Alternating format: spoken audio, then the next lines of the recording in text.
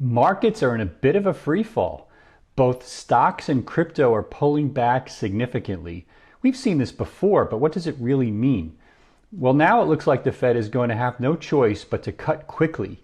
So what does this mean for inflation and asset prices going into the presidential elections and end of year?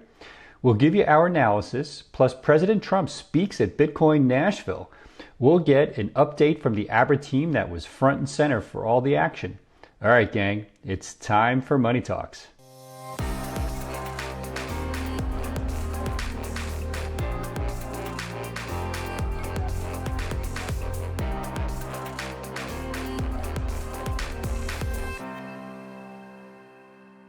All right, gang, welcome to episode number 2 of the all-new Money Talks. As I said last week, this is our opportunity to bring to you our loyal family and community within the Abra universe to talk about all things macro, all things techno, all things micro, have a little fun. Well, let's get into it. Crazy 24 hours. I actually had recorded a segment yesterday for the show on what's going on with interest rates and the Fed's decision from 2 days ago. We have to throw that out. We had to throw it out because things have changed significantly in the last 24 hours. And so we're going to do this kind of on the fly here and look at the charts and the trades and what's happening in near real time. Okay. So crypto and stocks are in a bit of a free fall. And I can explain to you why I think this is happening. But right now, let's see. Let me bring up a couple of key charts here. So the S&P is down 2%. The S&P 500, is down 2%. The Dow Jones is down 2%. It looks like crude oil is down 4.5%. Crypto, by and large, is way down. Solana's down. I think the last time I looked, it was down about 7%. Bitcoin down about 3 or 4. Apple is kind of the bright spot on the day. I guess the earnings and forward-looking expectations and guidance around Apple Intelligence is looking pretty good. Amazon is getting absolutely crushed, down 10% on the day. Massive kind of multi-week engulfing candle for Amazon, which is super bearish. Well, we'll see what happens there. Just randomly, Robinhood down 10%, Google down 3%. So you get the point. What the hell is going on? All right. So here's my take on what's going on. A few things you need to understand. Yesterday, or in the last 48 hours, the Bank of Japan announced that they would actually be raising rates. Why would the Bank of Japan be raising rates when the global economy seems to be softening? Well, the Bank of Japan has a problem because their monetary policy has been super loose and they really have no choice from an inflation perspective but to get this under control. So now what's happened over the last couple of years is that the super loose monetary policy in Japan combined with the higher rates in other countries has led to this so-called yen carry trade. Let me explain what the yen carry trade is and why the unwinding of that trade could represent turmoil for the markets, and we may just be seeing the beginning of that and then how it may play out in the coming weeks. Okay, so the yen carry trade, it's basically a currency trading strategy. You borrow money in yen, and again, if the yen has low interest rates, right, you can then use that money to invest in assets or currencies with higher yields. And then the trader profits from both the interest rate differential as well as any appreciation in the value of the higher yielding currencies or assets that you're investing in versus the yen, because eventually you have to pay back the the yen that you borrowed. So as for how the yen carry trade has been working so far in 2024, right, it basically looks like the yen carry trade has been facing some challenges recently, right, where the Bank of Japan has gradually been moving away from this ultra loose monetary policy, which has been starting to put upward pressure on Japanese interest rates. Combined with all of the kind of geopolitical tensions and concerns about global growth, these are causing volatility in currency markets, which is making these carry trades riskier. Now, traders have been leveraging up on this trade over the last year, meaning not only have they been borrowing yen to invest in Australian dollars, New Zealand dollars, US treasuries, Australian and New Zealand government bonds, corporate bonds, high yield bonds, but they've been leveraging themselves up by rehypothecating those assets, borrowing more and doubling down. So any unwinding of those assets could represent a significant risk off in certain markets, especially bonds, which could cause an increase in yields, which is unfortunate, as well as risk on assets, including equities and oil futures. So in general, we could see a big sell-off across the board in the next few weeks, which could force the hands of Western and even Chinese governments to dramatically increase liquidity by a combination of tightening around quantitative easing as well as significant interest rate cuts. Now, as of Wednesday, right, we're filming this Friday morning, as of Wednesday, the dot plot for the Fed signaled that maybe we would get a rate cut in September, maybe a rate cut in December, and that might be it. But now we're looking at not only 100 basis point cuts over the next 90 days, but we may actually get emergency rate cuts as well. So financial institutions and analysts are now increasingly predicting significant rate cuts by the Fed in the coming months. To be clear, this morning, JP Morgan Chase forecasted a 50 basis point cut in both September and November, followed by additional cuts in subsequent meetings. So this sentiment has been echoed by other institutions like Goldman, who also now anticipate substantial rate reductions. The market expectations for these rate cuts in September have risen to nearly 86%, reflecting growing concern about a potential economic slowdown and the need for the Fed to adjust its monetary policy. Now, this puts Powell in a very difficult position, right? With Fed futures now suggesting a 70% chance or 67-ish, 70-ish% chance of a 50 basis point cut in September. This was 5% before the meeting on Wednesday. The challenge for Powell becomes if he over loosens, meaning he introduces too much liquidity into the system too quickly, we're now talking about significant increases in inflation. It's not just a question of is inflation increasing? Remember, we still have the overhang from the higher prices, right, from the last rate cut cycle. Because falling inflation doesn't mean falling prices. It just means that the prices have stabilized. And right now, prices have stabilized at a very high level, right? And go shopping and go to the supermarket, go out to eat, go out for dinner. You know exactly what I'm talking about. So the challenge for the Fed is, what are we going to do in this market where the economy is slowing significantly, right? Trading losses could lead to, massive increases in unemployment. But if we increase liquidity into Western markets via Fed rate cuts and quantitative easing too quickly, we're going to end up with even higher prices and higher inflation than where we were before. I believe the Fed has no choice. I believe the Fed is going to have no choice but to bite the bullet and accept the fact that if they don't increase rates if they don't decrease rates significantly in the second half of the year, and by significantly, I mean probably on the order of 1.5%, that we're probably going to be in a recession by January, which is significantly faster than anyone had predicted. And this is simply a result of the fact that markets and traditional economics are completely intertwined now, and you can't basically encourage this type of trading behavior, generate significant losses and not expect the economy to have a price to pay. So we'll see. We'll have more to say about this in the coming weeks. We actually recorded a segment with another guest, and like I said, that information is now outdated in the last 12 hours. So things are changing in real time.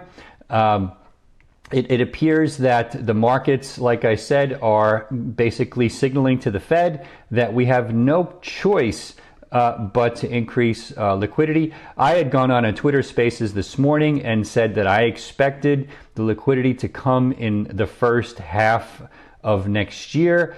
That may be wrong, right? It may now be coming in the second half of this year, right? The U.S. unemployment rate rose to 4.3% after a very disappointing jobs report earlier today. So non-farm payrolls fell significantly short of expectations. This is also not good news for Biden, who is out, touting, and of course Kamala Harris is out touting the fact that Biden had overseen a fantastic growing economy, and now things seem to be slowing significantly. And this was the highest U.S. unemployment rate number since November of 21. And with these cracks in the economy, almost a 50% shortfall in expectations around non-farm payroll numbers. I can't remember I think COVID would have been the last time we saw anything like that. Okay, so again, we're going to have a lot to say about this in the coming weeks, and we may even do emergency or interim Money Talks shows.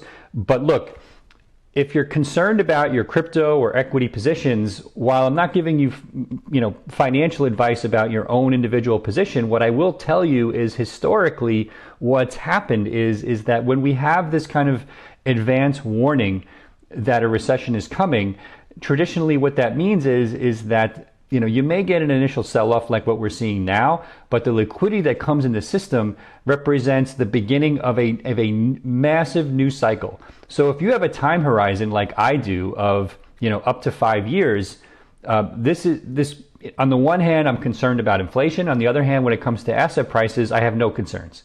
I really don't. So I think the amount of money that's going to be coming into the system, crypto and equities will act as a liquidity suck for that liquidity, and that will result in a boom in those asset prices. I think the housing market, I think crypto, I think stocks are all going to see significant appreciation, price appreciation over the next 5 years. The fact that we're in a late stage debt cycle just means that this may be one of the last chances we have to accumulate wealth via these traditional means before we have to undergo some type of global reset. So again, in the 18 to 24, maybe 36 month, I'm not too concerned.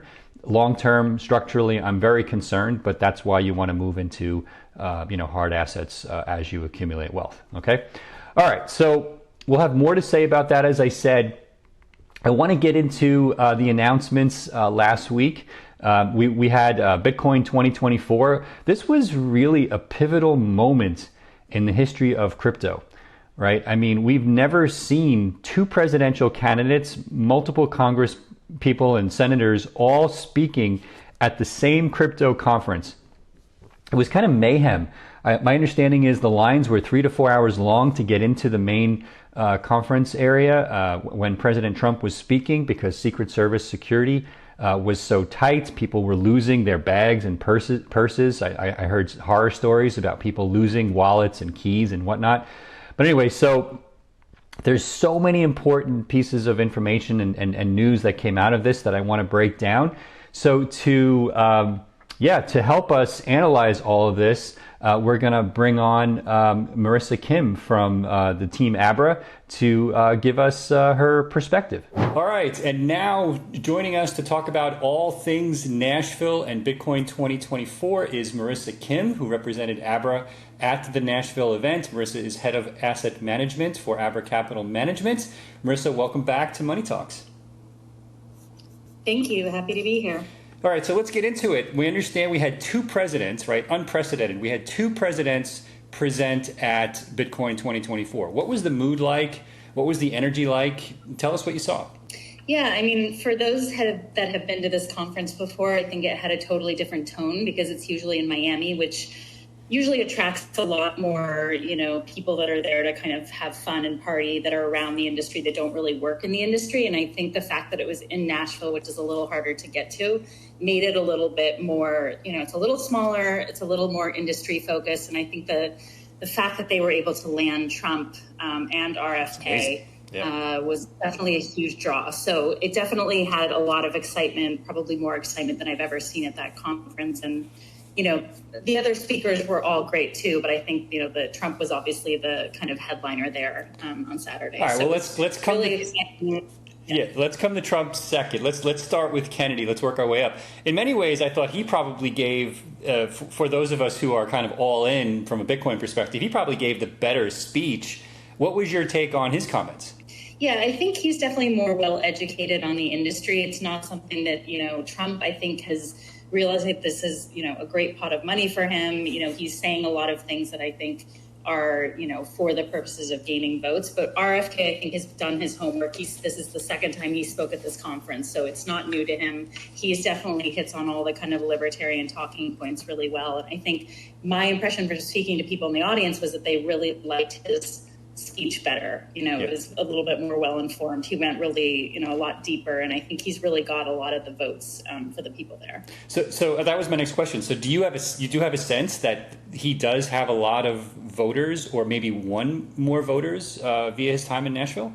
Yeah, I think there's a lot of the hardcore Bitcoiners that I spoke to after that resonate a lot more and feel like he's a little bit more authentic and kind of know that voting for him might be a throwaway vote, but they're kind of voting with their principles. And then the reaction to Trump, which we can talk about next, was much more, kind of understanding who he is. He's a political animal. He's kind of trying to get their votes. And I think that's, depending on who you are and what your motivations are, you might favor RFK over. And do people have a sense, let's say that by some miracle Kennedy wins, right?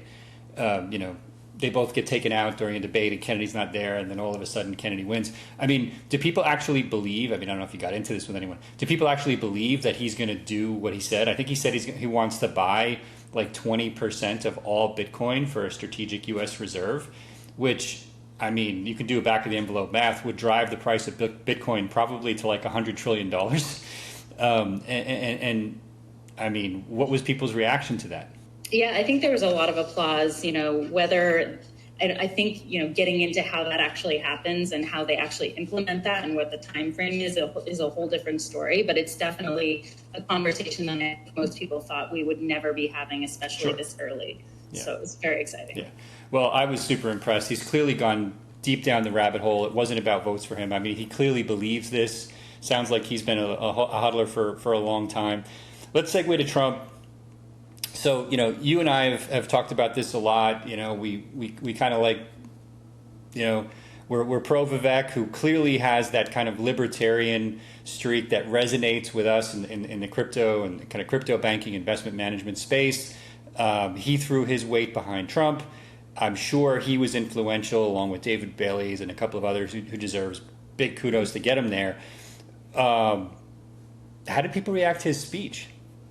Yeah, it was interesting. I think he did a bigger fundraiser earlier, a private fundraiser with, the bigger donors. And I think whoever is coaching him, whether it's David Bailey or somebody else or Vivek, they're definitely giving him the talking points one by one of this is what the industry wants you to say, because he literally rattled them off. You know, it was free Ross. It was, Bitcoin's a strategic reserve asset. Don't sell your Bitcoin.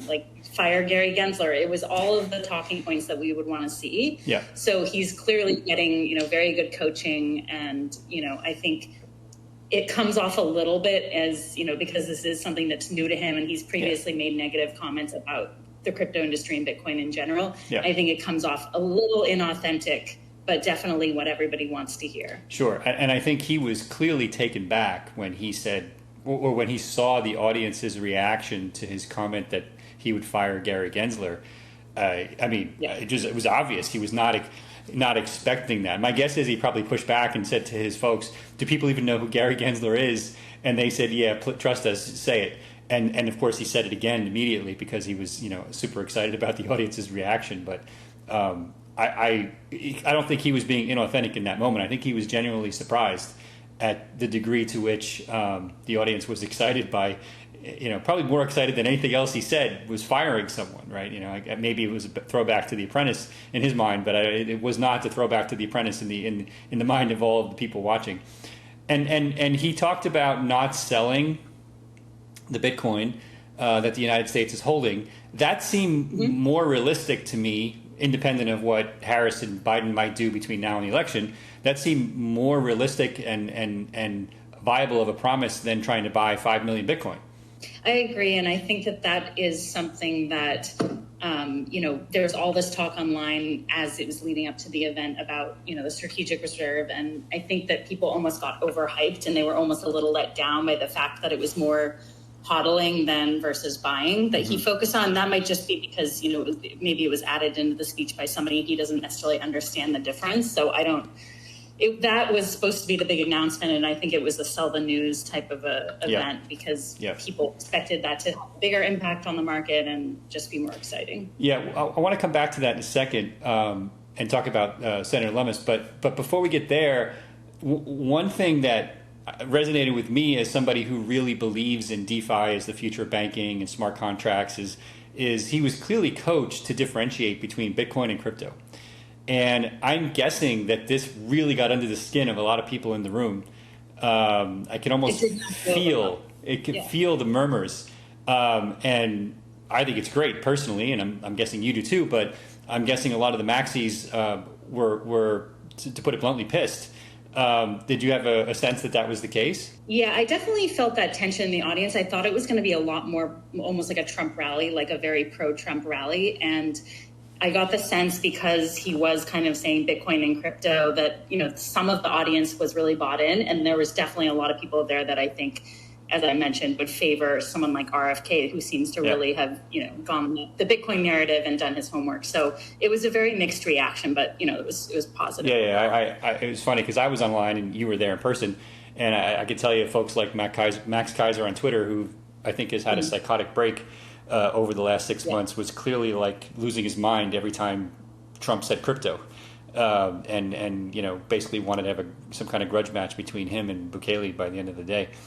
Okay, so I don't understand kind of this, all these critiques, because it's really like if you zoom out and you look at the fact that you have an actual presidential candidate, former president, talking about this stuff that most of the world doesn't even care about. That should be the headline, right? 100%, and that's always a problem in the crypto space because we've always agreed on 85% of what's important, and we're willing to kill each other over a portion of the other 15%, and that's always been kind of the difficult thing for those who might watch this who aren't in our space would understand. It just makes no sense to me. Well, it does make sense as to why certain people are that way. I just wish they weren't, because it's not helping anything. And our chances of getting what we want by aligning via the 85% are infinitely higher than the approach that certain.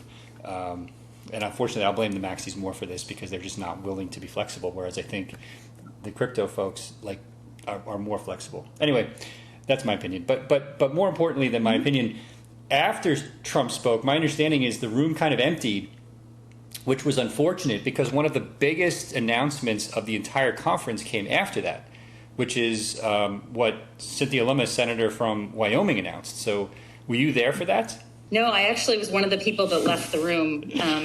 People were standing in line for hours leading up to the speech, so I think a lot of people just wanted to get out of the room. Yeah. So I saw that one online later. Okay, so you did see it. It's clear that they teed that up right after. It was obviously all planned. Yeah. They should have told people in advance that was going to be happening. I don't know if maybe they didn't. But so let's fill people in. So she comes on stage.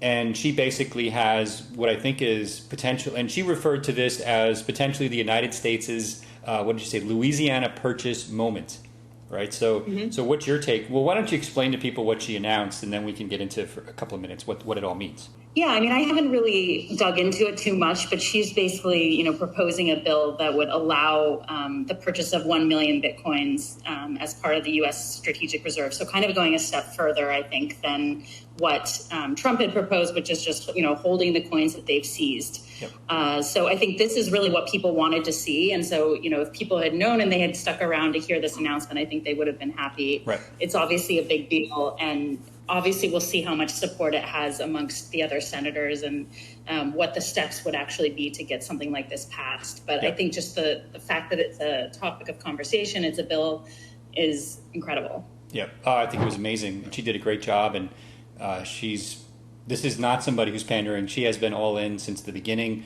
She's supported the state's efforts to form a crypto digital banking license model and is now obviously our best champion in the U.S. government for, sound money, not just Bitcoin in general, but kind of libertarian principles around sound money, which is just amazing.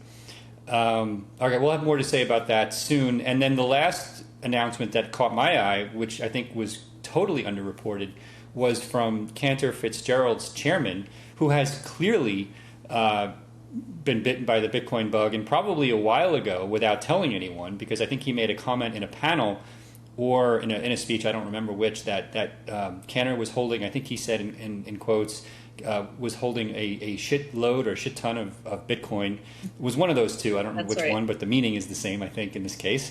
And went a step further and said, and I don't have my notes in front of me for this, but said that Cantor is basically starting a lending program for Bitcoin, which will initially be funded with $2 billion. Did people get it? Did you have a sense that people were excited or even understood how important this was? It's funny because the lending was one of the other themes that I saw a lot. And I think this is something that is commercially very important. But I feel like a lot of the people at the Bitcoin conference, they like to talk about theoretical things, and they don't get as excited about things like this that actually move the space, advance the space, and having a big TradFi player involved in the lending market. Obviously, that was one of the issues last cycle, was all these smaller players that were crypto native, and there were too few of them, not enough diversification. So I do think this is a positive move for bringing in institutional players into the space. I don't know whether that necessarily resonates with the types of people that attend that conference, but I think it is big news. It was definitely, widely talked about on Twitter, and I think it's good for the space. Very surprising to me too. Yeah, I think the thing that people that are deep in Bitcoin sometimes forget is that if Bitcoin is going to replace sound money, or what we used to call sound money eventually, which implies it's also going to have a major impact on or change the banking system. Okay, Bitcoin changes the money, but what does the bank turn into, right? And I think part of what the bank turns into is probably a combination of, high quality assets like Bitcoin combined with fiat. And Bitcoin-based lending, Bitcoin collateralized lending, is probably the cornerstone of that. Certainly in the digital economy, anyway. So I think we're going to see a lot more of this, and I thought it was by far the most important, underreported kind of announcement / statement of the conference. Yeah. Yep. Anything else that you wanted to share with the gang here? Anything you saw in Nashville? Yeah, just two kind of takeaways on two other themes that were discussed. I mean, usually there's not, the content is pretty repetitive year to year because there aren't a lot of new things going on in Bitcoin. But I thought, lending is obviously one big topic that we saw. There were a couple of service providers there in addition to us that offer crypto-backed loans. This is something that the people who've been around the Bitcoin space for a long time, a product that they desperately need, that they love. Yep. So it was really positive to see that there. I spoke to a couple of our clients that were there. That's great. Also the discussions around runes and ordinals, and this was not true. I guess even last year or the year before, you didn't hear this kind of, and then just Bitcoin layer 2s and Bitcoin DeFi. So these kind of new developing areas of Bitcoin that really we didn't see a couple of years ago. It was good to see that. Yeah. So in that light, when you talk to folks at a Bitcoin specific conference, who many of whom don't know how DeFi works, what how smart contracts work, when you talk to them about DeFi as a means for earning yield on Bitcoin or borrowing against Bitcoin holdings to borrow stable coins, do their eyes glaze over? Are they starting to get it? What's your take there? It's surprising to me how little a lot of them understand. And I went to a dinner hosted by Stacks, and I met the founder of one of the early lending protocols that's being built on Bitcoin. And I think the TVL is like 40 million. So it's really, really small. You compare that to the markets on Aave, and there's huge potential. I think we both believe, very much in this. But I think if you talk to the average Bitcoiner, they're very confused. But I think it's, we're just going to see a huge explosion, I think, this cycle in Bitcoin, DeFi, lending, borrowing, and all of that's very positive. Yeah, well, I obviously agree with that. And I think it's a foregone conclusion that if we don't fix this and make DeFi available for Bitcoin in a way that the masses can access, that it really limits the viability of Bitcoin as a reserve asset outside of the traditional banking system. Yeah. Right? Because otherwise it's no different than borrowing against your house or your car or anything else, which is not what we're after. Anyway, super interesting. Thank you so much, Marissa, for joining us again on Money Talks. Great to see you, and we'll hope to have you back soon. Thank you. All right. Thank you, Marissa. That was super interesting. And we'll look forward to Singapore, which I think is the big upcoming crypto event. We've got Token 2049. We've got Solana Breakpoint. Some other kind of smaller events happening later in September in Singapore, where probably the biggest crypto gatherings globally of the year, probably even bigger than Token 2049 in Dubai. I'll be speaking at both events. I'm super excited about it, and yeah, we'll bring you all the news from Singapore in a few weeks. In the meantime, we actually canceled a couple of segments that we had prepared for this show because the markets have changed so much in the last 48 hours since we recorded those segments post Fed Open Market Committee meeting.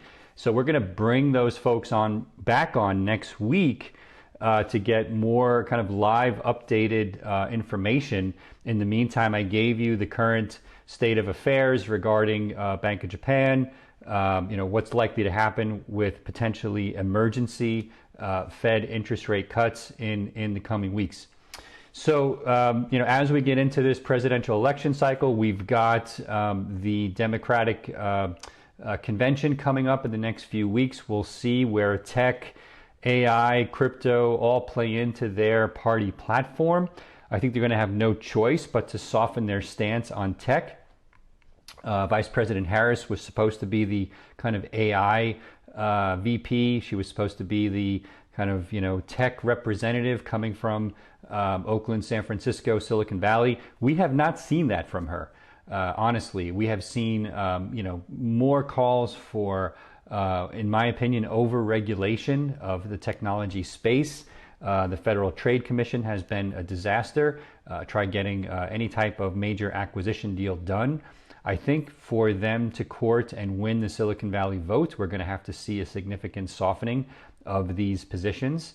And I would welcome that. Even though I have not been their biggest supporter, I do think we have to start somewhere, and this would be welcome news. We're also hearing rumblings that the permissionless conference, which takes place in October, the month before the elections, has been courting the Harris administration, or Harris camp, I should say, to get them to speak at permissionless. A lot of the kind of crypto pro-Trump crowd has been up in arms about this. They're not happy about this. I actually disagree, even though I'm not a Harris supporter at this point. I think having the dialogue, getting her there in person, can only help to soften her stance and the administration's stance on crypto. Now, my take is they don't need to wait for the election. They could make a wholesale change at the SEC now. They could make wholesale changes at the Federal Trade Commission now. They could rein in, FinCEN and what they're doing, with open source developers now. They don't need to wait for the election for this. The problem is they don't understand the nuances of the details of all of these things that have been happening and the damage that they've been causing. I really don't think they understand. And so maybe some of the supporters in Silicon Valley, the Reid Hoffmans and the Ron Conways of Silicon Valley that have been very pro-Harris, can somehow get through to them that they need to change their stance on these issues. We can only hope and pray that they manage to get through to them, because the election is getting tighter, right? Trump came out of the Republican convention with a very significant lead on the Electoral College side. That lead has shrunk. He is still leading on the Electoral College and trailing in the popular vote, similar to how he won in 2016. So we'll see, but the race is tightening, and that makes it all the more important that our voices are heard on these issues, particularly around technology, which I think is the future of the United States. Okay, So as I said, we will have more guests on next week to dig into these potential emergency rate cuts, to the weakening job non-farm payroll numbers that we saw, which were shockingly bad, and to what this is going to mean for the economy and asset prices going forward. As I said, I do predict significant increases in liquidity in the Western markets, especially in the U.S., with quantitative easing, more of the same from a few years ago. Probably emergency, or certainly September rate cuts, potentially emergency rate cuts. We'll have all this and more when we come back and next week and dig in. And by the way, go USA men's basketball. I'm super excited. I thought that the game against Serbia would be closer. It was a complete blowout. Obviously, having the NBA All-Star team representing the U.S. in the Olympics is amazing. And I hope some of the games are a little closer, but boy, does the USA look strong. I mean, their bench team could beat most teams right now, and so it's pretty cool to see. All right, so that will have played out by the time I think the 4 games will be up by the time we come back for Money Talks next week, or we'll be pretty close to the men's finals. I don't know. So we'll talk about it then. As I said, we'll have more guests on next week to dig in on everything going on from a macro perspective. And, we'll have some more tech news. We'll talk about earnings reports for Apple, Google, others as they come in, and the implications for the broader markets. All right. In the meantime, y'all have a great weekend, and we will see you next week on Money Talks.